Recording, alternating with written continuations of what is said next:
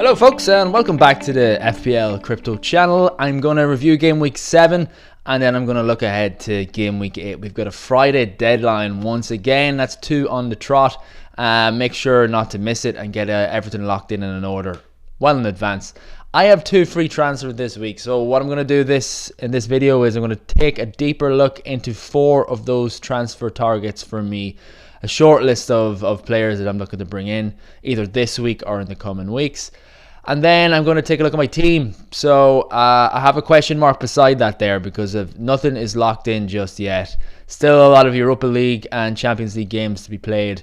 And I'm definitely not going to jump in and make any, pull the trigger on any transfers at the moment. So I'll look at game week 7 then. 64 FPL points for me, a game week rank of 1.3 million. So about 10 points above the average. How did it go for you guys? I know that there's a lot of Jack Grealish owners out there that were smiling ear to ear with his 15 FPL points. Not for me, but I did have a lot of consistency there. If you see my front 7 players, 6 scored. I captained one of them in Mo Salah for 16 points. Very happy with that. The back line tells a completely different tale. Justin, Walker-Peters, Trent, all blanked. Ramsdale did okay, got us some save points to make up for the clean sheet loss against Man City. But all in all, a satisfying game week, but nothing explosive or exciting about it. Very happy to move on though with 2 free transfers and do some much needed surgery on that back line. On the chopping block, I could pretty much name them all. Luke Shaw, Tyreek Mitchell and Trent Alexander-Arnold are all in danger of getting dropped, or losing their place in my team. And then if you look even at the midfielders, Punts and Harvey Barnes are worrying me because they're having their minutes managed for one reason or another. Well, the main reason for Barnes is because he's juggling the European games, and Punts is kind of tit for tat with Traore. So I actually think Punts might get dropped for Traore soon and see himself coming on in the last 25-30 minutes. So I've wrote them down here: Luke Shaw, Harvey Barnes, Punts, Trent Alexander-Arnold, Burke and Mitchell. If I had unlimited transfers right here, right now, I would be looking to get rid of all of them. But I want to hold on to that wild card for until game week 16, when we potentially have some double game weeks coming into play. So I'm going to exercise more patience, which is hard to do as things are, but it's working out okay right now, taking along okay. So now when we're going to look at some transfer targets. So number 1, lo and behold, no surprise here, Jack Grealish. I know a lot of you viewers will have already bought Jack Grealish recently, which could turn out to be a very shrewd acquisition. 7.3 million, which is probably going to go up to about 7.4, even 7.5 million in the next game week or 2 as his ownership continues to rise. He's already 31% owned, so very high ownership already, becoming a bit of a template player in most teams. And what I'm going to do here is I'm going to make 3 positive points and 1 negative point for balance. So my first positive point about Jack Grealish is his fixtures. Arsenal aside, in game week 8, it all looks really good. 5 of the next 8 fixtures are green, 2 ranked on the FTR.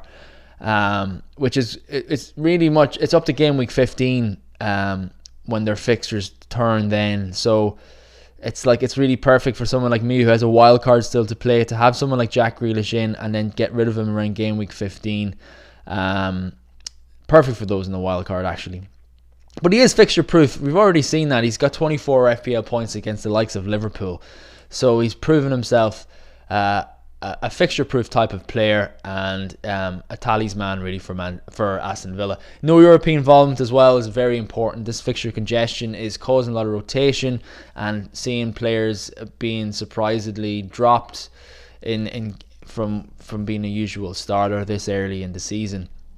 The next positive point I'll make about him is his positioning. So even further advanced than last season. Towards the end of last season, he was playing on the front 3. to the left of the front three. Still playing there, but he's got much more in terms of advancement. He was the highest up the field actually against Southampton. He was higher up the field than in terms of average positioning than like Ollie Watkins, for instance. And penalty area touches. So here's a good one. This is all from Fantasy Football Scout, guys. So 61 penalty area touches. It's second only to Mo Salah in terms of midfielders in FPL this season. So really, really encouraging and impressive stats by Jack Grealish. And final point, just to kind of segue into it, in terms of the stats, he's converting them into FPL points, which is the most important thing for us managers. 54 FPL points scored so far this season. And he's played a game less as everybody else too. 6 fixtures only for Villa so far. And for players priced under 10 million in FPL, only Heung-min Son has scored more. So really a lot of positives there for Jack Grealish and a lot of genuine reasons to bring him in. He's top of my watch list for midfielders for sure. I just don't know if this is the week for him yet. I can nearly skip Arsenal away. I know Arsenal's defence is very, very good, and it could be a case of waiting an extra week here. The negative point I've made is there's no penalties. So he won a penalty against Southampton. If there ever was a reason for him to take it, it would have been then, and he handed the ball to Ollie Watkins. So Ollie Watkins has the penalties for Villa, and we all know at the start of this season how important it is to have a penalty taker in your team. So a little bit of a neg point there on Grealish. Moving along now, I'm going to look at some defenders, because defenders are really what I need, and because of the state of my backline at the moment. So number one target for me, if money was no option, is Ben Chilwell, and he's 5.9 million owned. I think he's probably going to go up again. 23.3% ownership, so still quite high. Sheffield United at home, Newcastle away, Tottenham home. Good fixtures. I think Chelsea are coming into their own. In terms of their defence, they're trending in the right direction anyway. 2 clean sheets in a row. Zuma is also a good option here. I know that Zuma he's the top scoring defender, I think, in FPL now after his goal this weekend. He's 5.2, 5.3. If you look at my negative point there, the pricey point at the bottom, it really is centered around the fact that you have the likes of Kurt Zuma, who will equally get some clean sheets. Reece James and Azpilicueta are very good players, but just they're not good for FPL teams, because, as you know, Reece James just was dropped for 2 games. Azpilicueta is not a assured starter like he used to be throughout the years, so just too much rotation where he's there, and too many headaches, really.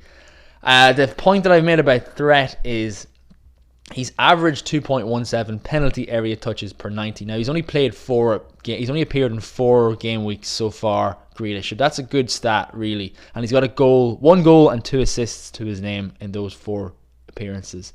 So really, really good stuff there. And then in terms of creativity, again, you have to remember he's only played 4 games and he's created 9 chances so far. So that has him in tied 5th amongst defenders, like defenders that have played 7 game weeks so far. In terms of creativity, he is getting a lot of chance creation, bombing down the left there. And I also notice he's always on the back stick. I feel like he's going to score a couple of tap-ins from good service from Reece James in the opposite flank, because he tends to get a lot of space at the back post, and I think he's going to benefit from that going forward. So yeah, again, it's just the problem is the price for me. 5.9 million. If I'm going to be getting the likes of Ben Chilwell, it will be because I'll be losing Trent Alexander-Arnold, and am I going to fall into the same trap of tying too much funds up in a defender who may lose his form? You never know. But for me at the moment, Ben Chilwell has passed the eye test, and he's top of my list. Next then is an interesting one. Not someone who's came into my thoughts too much over the last couple of seasons, but Aaron Cresswell. He's 5.1 million. Team selected by is quite low at 7.5%.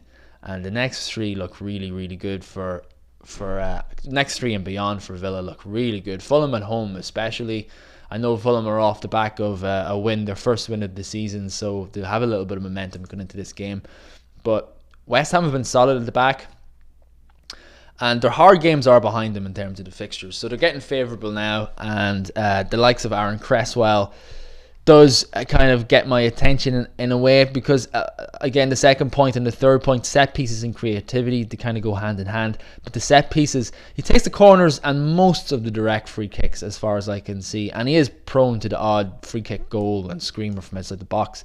And in terms of creativity, and I didn't know this until I looked at the Fantasy Football Scout stats, 13 chances created this season, which has him top amongst defenders. He's tied with the coveted Trent Alexander-Arnold, the lord of creativity in terms of FPL defenders. So 13 chances created is a very that stat got my attention for Aaron Cresswell, especially paired with the fact that the fixtures are really turning in favour of West Ham now.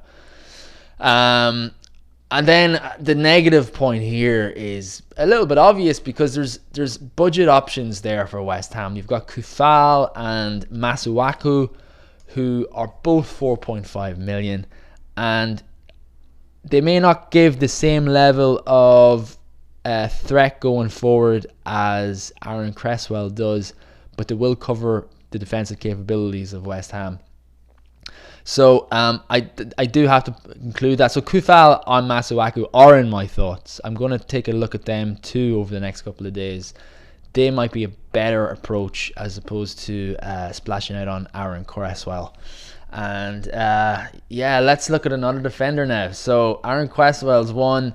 Patrick Van Aanholt is another one who has really, no one's looking at him. He's 0.3% owned, miniature ownership right now, and it's because he's coming back from a long-term injury, so it's obvious enough. But he's only 5.4 million, and the fixtures for Palace are the best in the Premier League. They look great on paper. Now Palace's performances are a little bit of a worry, but they have a sea of green ahead of them, and they probably are the best fixtures in the league. So it's a big plus point for someone like Patrick Van Aanholt. Another plus point is that he's under the radar right now, and he should have had 2 assists. So he's only back from injury, and he played a full 90. And he had the first assist was ruled out for a VAR offside. It was offside. It was a Batshuayi goal, and a second was a penalty one that was reversed. So I think he got a yellow card then, so he ended up with 0 points as it was. And I watched that game thinking that he was going to come out with at least 1 attack in return, and he did look great. He looked his best, so to speak. So that tiny ownership has him under the radar, and the fact that he got 0 FPL points last game week also hasn't been brought to the attention of many people. So good thing to note. Also his history. So we know that he's an explosive asset. He's done it before. Always did well at the start of seasons and towards the end of campaigns. Don't know why, but that's just the way it was. But all in all, he's good for 5 to 10 attacking returns per season.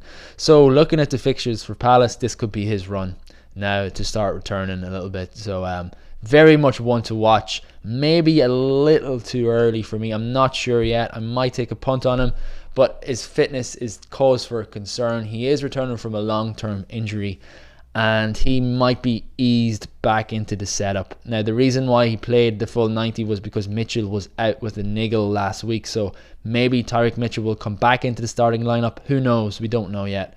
So that is a little bit of a reason to be anxious about acquiring or owning Patrick Van Aanholt. But it's, he should. He is their best left back, so he should be playing week in, week out. Let's see. It could take a little bit of time.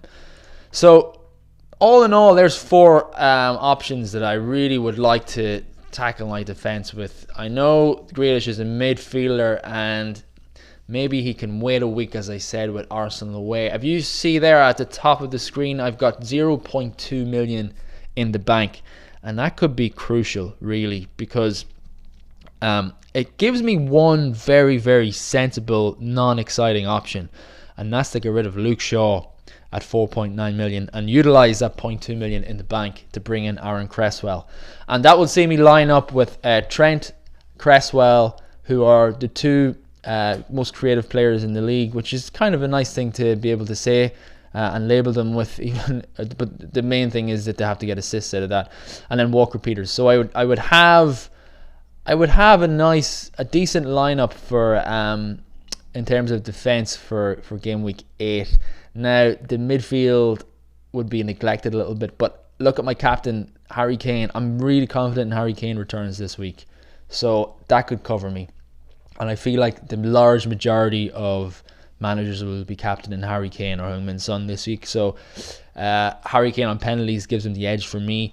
And maybe I can survive with one transfer. Now, there's other transfers that I considered. I mean, there's other players that I've considered too. Ziyech with his goal and assist, I've got them written down here at the side. Ziyech with his goal and assist looked really good, but then again he was taken off around the 72nd minute, so we're not sure there. Let's see how he plays in the Champions League, or if he gets a full 90 there. Jared Bowen interests me. He's 6.3 million thereabouts, a mid for West Ham. Kufal, as I mentioned. Souček at 4.9 million. A hell of a lot of shots as well, Souček. He's had 15 shots this season. So a definite option with West Ham's good fixtures. And I feel like he's due a goal. That's an overused statement, but he definitely is due a goal, Souček. He got a couple at the end of last season. And the way he attacks and takes on players, I mean, takes on the shot when he can, it would give you a lot of confidence that he'll score one. Bellerin as well. So Hector Bellerin has played every minute so far in the Premier League for Arsenal, so less of a rotation worry, and he's got some returns to boot as well. Arsenal's defensive record is very stellar, really underlooked right now, so yeah, he could be a very good option at 5 million. I'm not sure. I'm really not sure. I had a couple of Trent Alexander-Arnold and Shaw out for Patrick Van Aanholt and Chilwell was one way of doing it. I also considered taking a hit, getting rid of Harvey Barnes, Shaw and Trent Alexander-Arnold for Chilwell, PVA and Grealish. So utilising 3 out of the 4 options I have there. But I actually think now, just thinking out loud, what I might do with the international break. Remember, very crucial, we have a 2-week international break coming up between game week 8 and game week 9. With COVID and all the injuries and fitness issues that can arise from international travel and games, there could be a lot of things that need to be resolved come November 21st or whenever the next deadline is. So the shrewd and clever play might be just to get rid of Luke Shaw and get in Aaron Cresswell and use one of my 2 free transfers, which will allow me to have 2 free transfers again over the international break and really kind of set sights on different targets. Like Rashford plays West Brom in game week 9, and I don't think there's many standard captaincy options that week. He could be a great little player to get in using one of those free transfers. I know that City's fixtures are turning soon, and I know that Spurs fixtures are turning in the opposite direction. They're getting worse. So there's a lot to be considered, and maybe that 2-week break with 2 free transfers to hold on to and make some better decisions with is the way to go. So Kane is captain. Salah is going to be vice captain because I don't like captaining players in the same game in case it's called off.